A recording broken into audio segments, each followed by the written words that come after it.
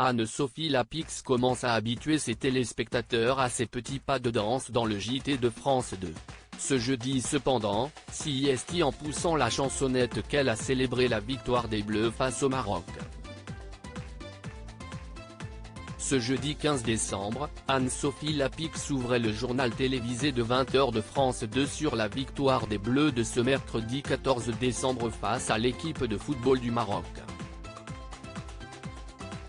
Après avoir annoncé les titres du soir, la journaliste a lancé un premier sujet sur la joie des supporters français après la victoire de leur équipe nationale. On est en finale.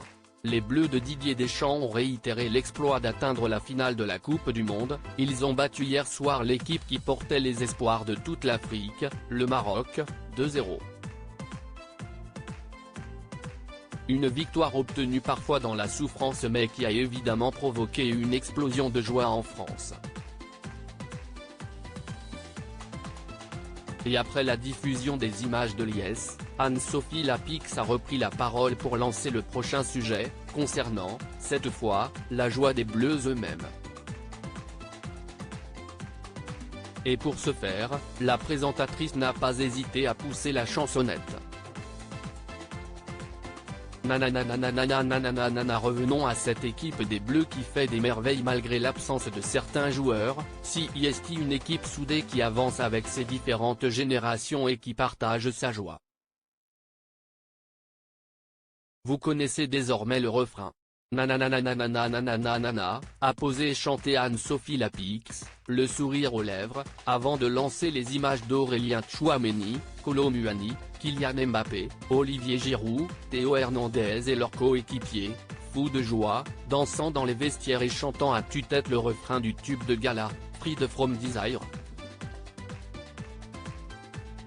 Une drôle de journaliste. Ce n'est pas la première fois que la journaliste présentatrice du JT de 20h, qui a confié ne pas savoir si elle sera toujours aux manettes de ce dernier l'année prochaine, dévoile ses talents artistiques.